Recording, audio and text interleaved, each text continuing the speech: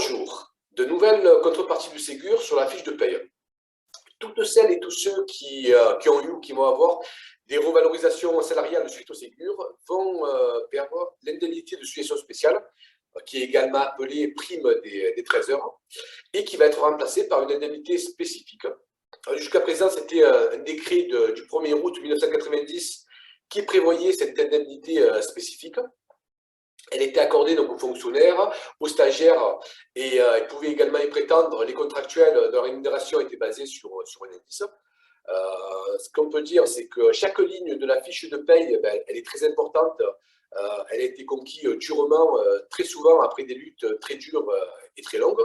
Et ça a été le cas donc, pour cette indemnité de suggestion spéciale. Suite à plusieurs semaines de grève, elle avait été obtenue par les personnels. Alors, d'un premier temps dans la région parisienne, et puis progressivement, elle a été élargie à la fonction publique hospitalière. Et donc, c'est ça qu'ils veulent remettre en cause. Et là, donc, elle a été calculée de la manière suivante. Donc, il fallait prendre le traitement brut annuel plus l'indemnité de résidence, multiplié par 13, divisé par 1900. Et là, donc, on arrivait à l'indemnité de suggestion spéciale. Là, sur l'exemple de fiche de paye que j'ai devant les yeux, elle était à peu près à 150 € l'année dernière, et suite à des revalorisations, donc elle est montée à 160 €.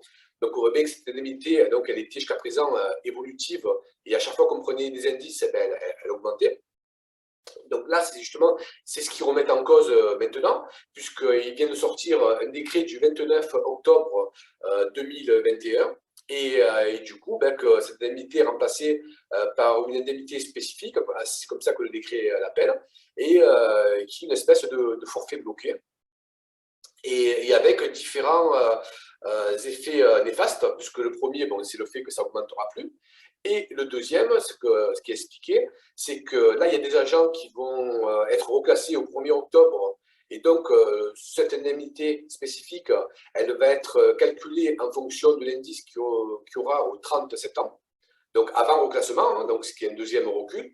Et pour ceux qui vont être reclassés au 1er janvier, donc l'indemnité spécifique, elle sera calculée au 31 décembre. Donc c'est le double effet qui se coule. Et on voit bien que ce qui donne d'un côté, ils le reprennent de l'autre.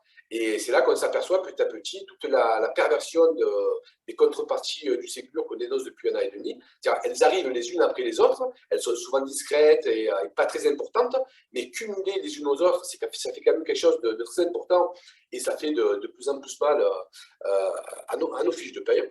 Donc c'est pour ça qu'il faut continuer à se mobiliser, c'est pour ça qu'il faut qu'on ait maintenant des réelles augmentations de salaire, mais sans contrepartie. Et voilà, et on appelle tous les agents à se mobiliser. Donc le 4 décembre, tous à Paris devant le ministère, le 7 décembre partout en France, et le 11 janvier également avec une très grosse journée de mobilisation. Voilà, donc il ne faut rien lâcher et continuer à se mobiliser. Merci.